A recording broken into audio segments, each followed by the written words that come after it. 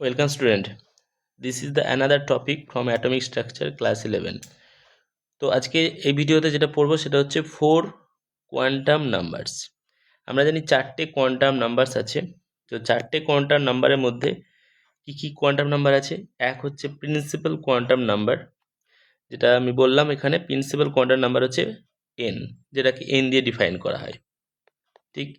দুই হচ্ছে angular momentum quantum নাম্বারও বলা হয়, বা এটাকে আমরা অ্যাজিমুথাল কোয়ান্টাম নাম্বার বলা হয়। অ্যাজিমুথাল কোয়ান্টাম নাম্বার, যেটাকে আমরা বলি এল দিয়ে। ঠিক আছে। আর তিন হচ্ছে ম্যাগনেটিক কোয়ান্টাম নাম্বার, যেটাকে আমরা বলি এমএল, বা অনেক সময় শুধু এম দিয়েও লেখা যায়। আর চার নম্বর যেটা আছে স্পিন কোয়ান্টাম নাম্বার, যেটাকে বলি এমএস। তো এই যে চারটে কোয়ান্টাম নাম্বার আমরা দেখতে পাচ্ছি, এইটা হচ্ছে একটা ইলেকট্রনের, বলতে পারো এটা অ্যাড্রেস। ঠিক, অ্যাড্রেস অফ অ্যান ইলেকট্রন। একটা পার্টিকুলার ইলেকট্রন অ্যাড্রেস মানে যে ওই ইলেকট্রনটা অ্যাটমের কোন অরবিটালে, কোন কক্ষে, কোন উপকক্ষে আছে এবং সেটা কিভাবে আছে, তার কি পরিচিতি, কোন জায়গায় কীরকম আছে, সমস্ত কিছু আমরা এই জিনিসটা দেখে করতে পারবো। তো সেই জন্য এই চারটে কোয়ান্টাম নাম্বার আমাদেরকে খুব ভালো করে বুঝতে হবে, যেটা হচ্ছে যে কোনটা দিয়ে আমরা কি ডিফাইন করতে পারি, কি আমরা আইডিয়া পেতে পারি। ঠিক আছে। আর কিভাবে ভ্যালুগুলো বার করব সেটা। একটা জিনিস আমাদেরকে মনে রাখতে হবে যে এন হচ্ছে আমার প্রিন্সিপাল কোয়ান্টাম নাম্বার, যেটাকে আমরা বলি অরবিট। ঠিক আছে। অরবিট যেটা হচ্ছে কক্ষ।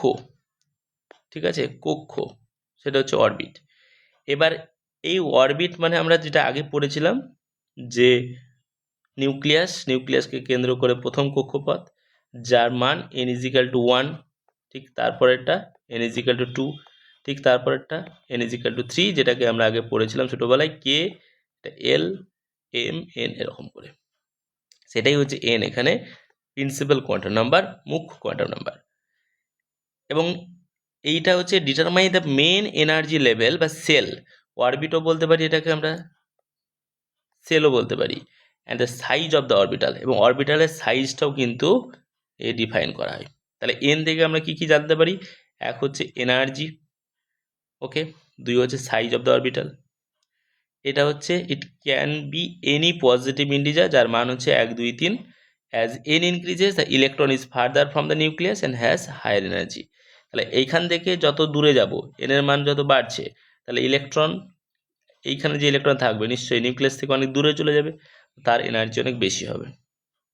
আমরা পড়েছিলাম যে এনার্জি ইনফিনিটি থাকলে 0 ধরা হয়, তারপর আস্তে আস্তে আস্তে আস্তে আস্তে আসলে সেটা নেগেটিভ হতে থাকে। যত কাছে যাব তত কী হবে? নেগেটিভ হয়ে যাবে, এনার্জি ডিক্রিজ করবে, স্টেবিলিটি বাড়বে নিউক্লিয়াসের কাছে যত আসবে। ঠিক না? তাহলে এই সমস্ত আইডিয়া কিন্তু আমরা প্রিন্সিপাল কোয়ান্টাম নাম্বার থেকে পাই, যার এনার্জির ফর্মুলা আমরা দেখেওছিলাম যে ইএন সমান হচ্ছে -13.6 ইলেকট্রন ভোল্টে যদি করি Z²/n²। তো সেইখানে দেখতে পাচ্ছি যে এনার্জি কিন্তু এন প্রিন্সিপাল কোয়ান্টাম নাম্বারের সাথে রিলেটেড। তো যে কোনো রকমের শক্তি বা এনার্জি সম্বন্ধে যে আইডিয়া, সেটা কিন্তু আমরা প্রিন্সিপাল কোয়ান্টাম নাম্বার থেকে পাই। ঠিক। তো এটা হচ্ছে প্রিন্সিপাল কোয়ান্টাম নাম্বারের রোল। দেন অ্যাজিমুথাল কোয়ান্টাম নাম্বার বা মুখ্য কোয়ান্টাম নাম্বার, সেখান থেকে কি পাবো? সেটা হচ্ছে সাবসেল। তার মানে আমরা যেগুলো এক একটা ঘর ভাবছি, এই ঘরের মধ্যে কিন্তু আরও ভেতরে ঘর আছে। অর্থাৎ এইগুলো যদি সেল হয় তার মধ্যে আরও সাবসেল আছে। যদি এটা অরবিট হয় তাহলে এল এর মান ডিফাইন করবে অরবিটাল। ঠিক, অরবিট, এটা হচ্ছে অরবিটাল। ওকে। দেন এই এল ভ্যালু, মুখ্য কোয়ান্টাম সংখ্যা, কীভাবে ক্যালকুলেট করব? তো এল এর ভ্যালু ক্যালকুলেট করার নিয়ম হচ্ছে যে n-1 রুল। এটা কি মানে? এল ভ্যালু কি করে বার করব? যদি আমার এন ভ্যালু জানা থাকে, অবশ্য জানতেই হবে আগে, এন এর মান যা হবে এল এর ভ্যালু তার থেকে 1 কম হবে এবং আলটিমেটলি সেটা 0 পর্যন্ত যাবে। সাপোজ এন যদি এটার মান 3 হয়, তাহলে এল এর ভ্যালু কি হবে? এল এর ভ্যালু হবে 2, এল এর ভ্যালু হবে 1, এল এর ভ্যালু হবে 0। সাপোজ এন এর ভ্যালু যদি 4 হয়, তাহলে এল এর ভ্যালু কি হবে? এল এর ভ্যালু হবে 3, 2, 1, 0, 0 পর্যন্ত যাবে। তাহলে 4, এন এর ভ্যালু যদি 4 হয়, তাহলে এল এর ভ্যালু কি হবে? 3 থেকে শুরু হবে, মানে 3 মিনিমাম, একটা কম হবেই। 0 পর্যন্ত যাবে, একটা কম হবে। ঠিক আছে, কখনো এই দুটো সেম হতে পারবে না, এন এবং এল এর মান কখনো সমান হবে না অ্যাকর্ডিং টু দিস রিলেশন। তো এল এর ভ্যালু পেয়ে গেলাম। Now if we get the value of L, then দেখো এখানে দেওয়া আছে এল যদি 0 হয়, এল এর ভ্যালু একটা এগুলো ডেফিনেশন হচ্ছে যে কোন উপকক্ষ, তো এল এর ভ্যালু যদি 0 হয়, সাপোজ তোমার এল এর ভ্যালু 0, আমি এখানে আগে ভ্যালু লিখছি L equal to 0, 1, 2, 3, 4 like this. তো কি কি অরবিটালগুলো কি কি হবে? 0 হলে সেটা এস অরবিটাল হয়, ঠিক আছে, উপকক্ষ যেটা। 1 হলে পি অরবিটাল, 2 হলে ডি অরবিটাল, 3 হলে এফ, 4 হলে জি, এরকমভাবে এইচ পরেরটা হবে।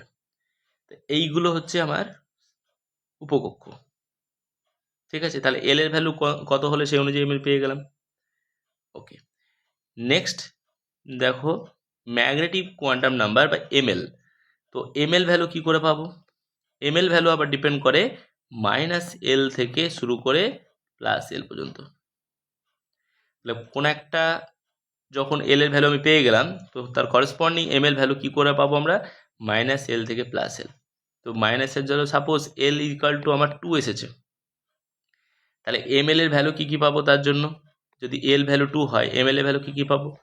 -2 থেকে শুরু করে, বা বলতে পারি +2, +1, 0, -1, -2,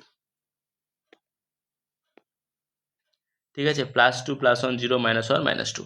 তাহলে এই প্রত্যেকটা ভ্যালু, এই যে ভ্যালুটা আমি যদি সাপোজ এল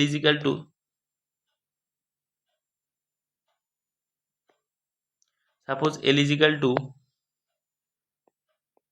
আমি বললাম 3, তাহলে এমএল এর ভ্যালু কত হবে?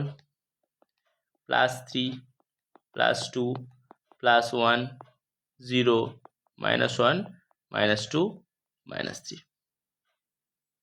দ্যাট ইজ ফর্মুলা অ্যাকচুয়ালি কতগুলো হবে এরকম ঘর? 12 + 1।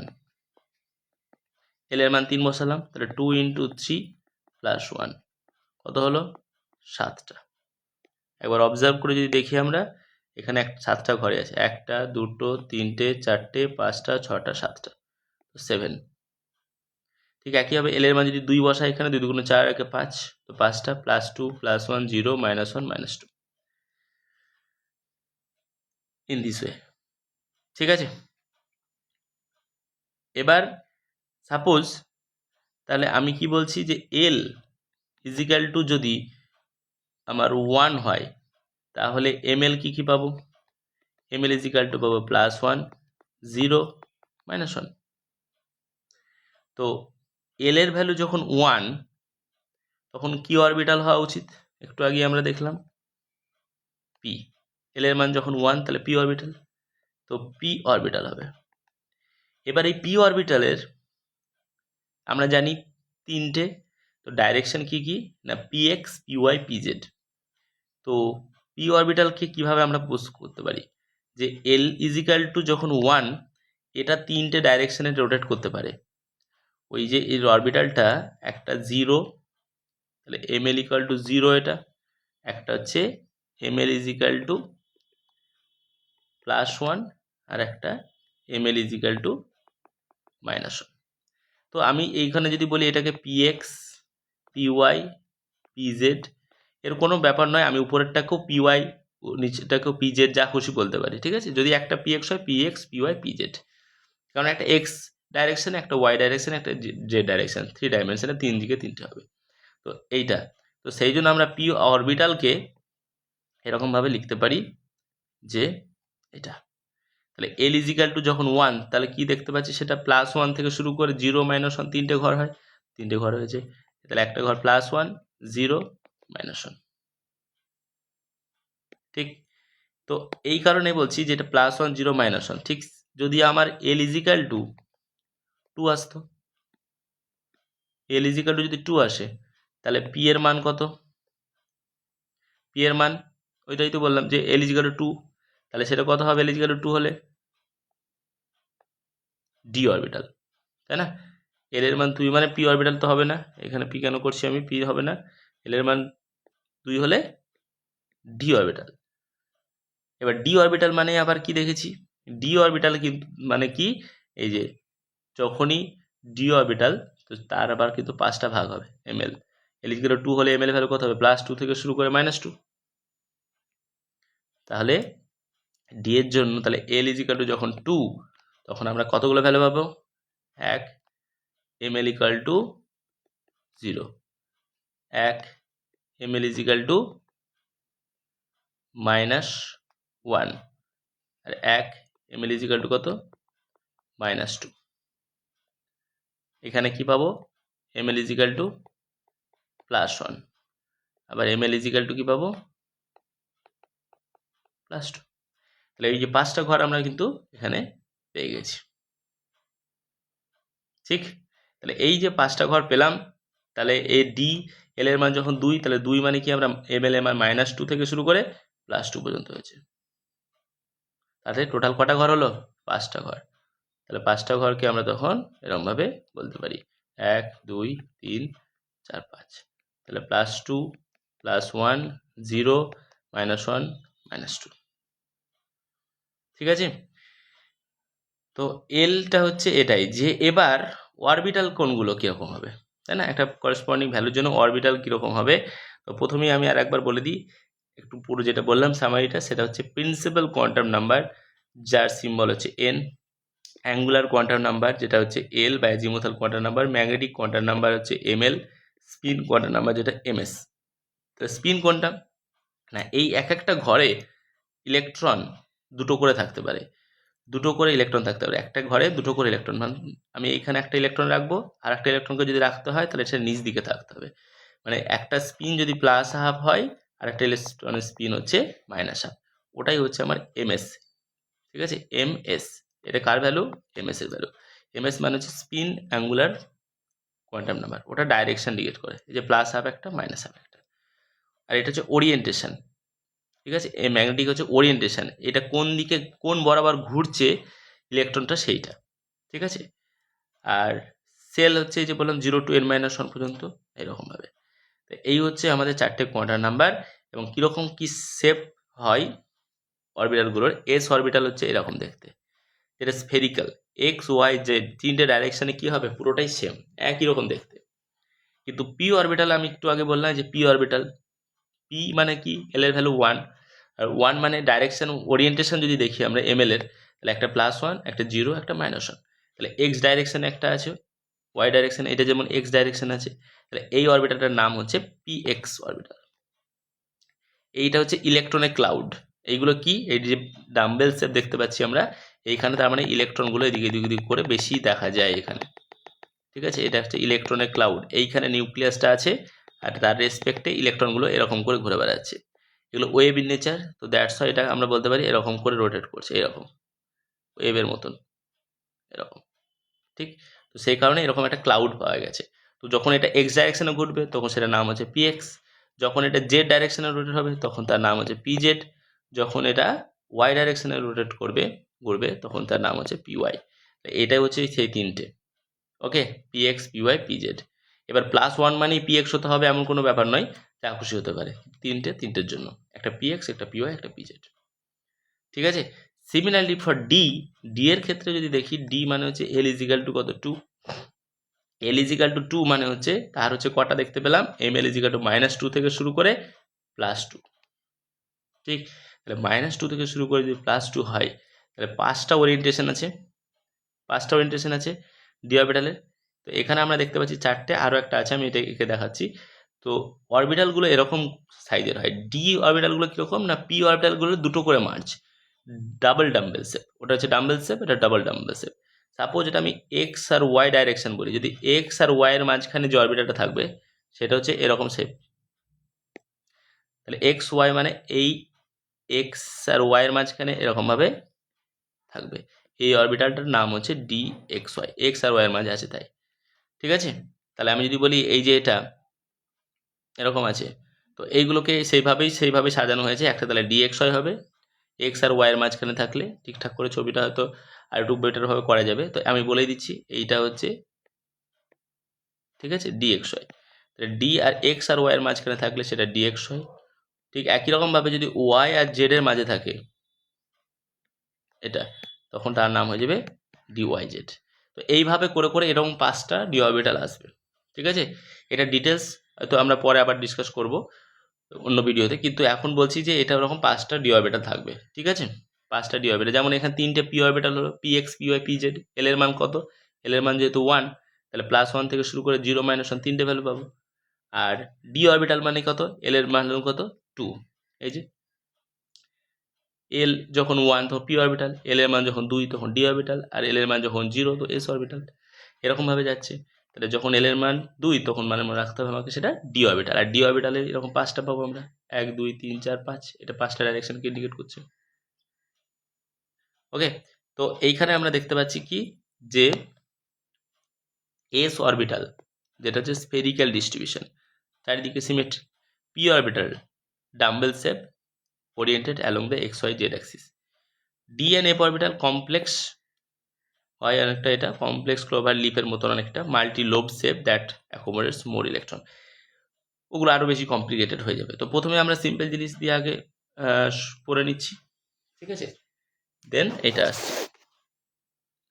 আচ্ছা, তাহলে এবার দেখো যে টাইপ অফ অরবিটালস। তো টাইপ অফ অরবিটালের ক্ষেত্রে যদি দেখি যে এন এর ভ্যালু যদি 1 হয়, এন এর ভ্যালু যদি 1 হয় তাহলে অরবিটাল কি হবে? একটাই থাকছে শুধু, তো এস অরবিটাল। কারণ এন এর ভ্যালু যদি 1 হয় তাহলে আমি যদি বলতে পারি যে এল এর ভ্যালু, এটা এল, এল এর ভ্যালু কত? 0ই হবে। কারণ ফর্মুলাটা কি, এল ভ্যালু কি করে করছিলাম? n-1। তো এন এর ভ্যালু যদি 1 - 1 করি তো 0, এল ইকুয়াল টু 0। তাহলে এল ইকুয়াল টু 0 মানে কি অরবিটাল হবে? 1 এস অরবিটাল। এন এর মান 1 তাই প্রথমে 1, আর এল এর ভ্যালু 0 হলে কি হয়? এস অরবিটাল হয়, তো 1s। ঠিক আছে, শুধু 1s হয়ে গেল। এন এর মান যদি 2 হয়, এন এর মান যদি 2 হয় তাহলে কটা অরবিটাল পাবো? নাম্বার অফ অরবিটালস, এটা অ্যাকচুয়ালি নাম্বার অফ অরবিটালস। কটা অরবিটাল পাবো? এন এর মান 2 হলে দুটো অরবিটাল, এন এর মান 1 হলে একটা অরবিটাল, এন এর মান 2 হলে দুটো অরবিটাল। দুটো অরবিটাল কি কি পাবো? এস আর পি। কেন? এন এর মান যখন 2, এল ইজিক্যাল টু সাথে কত? 0 হতে পারে আর 1 হতে পারে, ঠিক কি না? একটু এই ফর্মুলা অনুযায়ী বললাম 0 পর্যন্ত আসতেই হবে। তো ম্যাক্সিমাম এন এর মান 2, তাহলে এল এর মান কত হতে হবে? এল এর মান তাহলে তোমার 1ই হবে। তাহলে যখন 0, তো 0-র জন্য কত হবে? এস, আর 1-এর জন্য কত হবে? পি। কিন্তু কোন অরবিটালের কথা, কোন কক্ষর কথা বলা হয়েছে? 2 কক্ষ, তাহলে 2s 2p, 2s আর 2p। তাই জন্য কি কি এসছে? 2s এসছে আর 2p এসছে। তাহলে এল এর মান যখন 0 তার জন্য 2s, এল এর মান যখন 1 তখন 2p। কারণ কোন কক্ষ এটা? এটা হচ্ছে 2 নম্বর কক্ষ। 2 নম্বর কক্ষের মধ্যে ভাগ হচ্ছে, এল এর মান দুটো পাচ্ছি, একটা 0 একটা 1। তা 0-র জন্য হচ্ছে 2s আর 1-এর জন্য হচ্ছে 2p, কারণ এল এর মান 1 হলে p হয়, 0 হলে s হয়। 2 নম্বর কক্ষ, তাই 2s 2p। ঠিক আছে, আর এটা হচ্ছে নাম্বার অফ দিস অরবিটাল। তার 2s কক্ষে কটা অরবিটাল হবে? একটাই হবে। s তো একটা ঘরই হবে এরকম। আর p এর কটা ঘর? p এর ঘর 3টে, p মানে 3টে ঘর, এই জন্য 3টে অরবিটাল। এই যে 1 2 3টে, এইগুলো হচ্ছে একটা অরবিটাল, এইগুলো হচ্ছে একটা অরবিটাল। ঠিক আছে, ঠিক একইভাবে n এর মান যখন 3 হবে, তাহলে n এর মান যদি 3 হয় তাহলে l এর মান কি কি হতে পারে? 2 হতে পারে, 1 হতে পারে, 0 হতে পারে। তাই হয়েছে, দেখো 2 1 0। তাহলে 0 যখন হবে 3s, কারণ s, এল এর মান 0 হলে তবে তো s, এল এর মান 1 হলে তবে তো p, এল এর মান 2 হলে তবে d। এবার 3 নম্বর কক্ষ, তাই সবার সামনে 3। ঠিক, আর s মানে কটা ঘর হবে? একটাই ঘর, 1। p মানে কটা ঘর হবে? 3টে ঘর, এই যে 3টে। আর d মানে কটা ঘর হবে? 5টা। একটু আগে আমরা করলাম d মানে কটা ঘর, d মানে l ইকুয়াল টু 2, তাহলে -2 থেকে +2 মানে 5টা ঘর, তাই জন্য এটা 5টা। সিমিলারলি 4-এর ক্ষেত্রেও আমরা এরকমভাবে পাবো। আর ম্যাক্সিমাম কতগুলো ইলেকট্রন থাকতে পারে? ম্যাক্সিমাম কতগুলো ইলেকট্রন থাকতে পারে? তাহলে দেখো ম্যাক্সিমাম যদি দেখি এখানে ম্যাক্সিমাম কতগুলো এটা থাকতে, তাহলে এই ঘরে কটা ইলেকট্রন থাকতে পারে? 2টো থাকতে পারে, তাই না? আর এই ঘরে ম্যাক্সিমাম কটা থাকতে পারে? এই ঘরে তো 2টো, প্লাস এই ঘরে কটা? 3 2 6টা। এই যে 3টে ঘর না, ওটা তো 3টে ঘর, 3টে ঘরে একটা ঘরে কটা করে? 2টো করে ইলেকট্রন থাকতে পারে। আর আমি বলতে চাইছি 1s এর ঘরে হচ্ছে এইটা, দুটোই থাকতে পারে। 2 এর ঘরে 2s এটা, আর 2p এটা। ম্যাক্সিমাম একটা ঘরে দুটোর বেশি ইলেকট্রন থাকবে না এটা। আবার 3s এর ক্ষেত্রে যদি দেখি 3s একটা, 3p এটা, 3d এটা, তাই না? তাহলে এখানে দুটো, এখানে দুটো, এখানে দুটো, এখানে দুটো, এখানে দুটো, এখানে দুটো, এখানে দুটো, এটা। তাহলে 1s এর ঘরে ম্যাক্সিমাম কটা থাকছে? দুটো। এই ঘরে কটা থাকছে? এখানে দুটো আর এখানে তিনটে, টোটাল কটা? 8টা। আর এই ঘরে কটা থাকছে? এখানে কটা থাকছে? দুটো প্লাস এখানে কটা? 6টা প্লাস এখানে কটা? 10টা। তাহলে 10 হচ্ছে 16 2 18, এই কারণে এটা 18। তারপরটা হিসাব করলে এখানে পাবো 32। এই যে সিকোয়েন্সটা তোমরা পড়েছিলে 2 8 18 32, যেটার ফর্মুলা হচ্ছে 2n², এটা থেকে বার করেও আমরা করতে পারি n এর ভ্যালু বসিয়ে বসিয়ে। তো এইগুলো হচ্ছে তার ডিটেলস, যে ভেতরে ঢুকলে আমরা কি দেখতে পাবো সেটা। ঠিক আছে? তো সিমিলারলি তাহলে তোমাদের সবার ক্ষেত্রে একটা কোশ্চেন, যেটা হচ্ছে যে n ইজিক্যাল টু যদি বলা হয় যে 3 অ্যান্ড ml ইজিক্যাল টু -2, এইরকমভাবে ডিফাইন করা হলো। এখানে how many electrons are present, how many electrons are present, total number, how many electrons are present, total number of electron present in this orbital. ঠিক আছে? এটা সবাই কমেন্ট বক্সে comment করো এর অ্যান্সারটা কত হবে। ঠিক আছে? যাদের যাদের ঠিক হবে তাদেরকে আমি লাইক দেবো, তারা বুঝে যাবে তাদের ঠিক হয়েছে। ঠিক আছে? Thank you for watching, and if you like the video, please share with your friends and subscribe the channel. Thank you.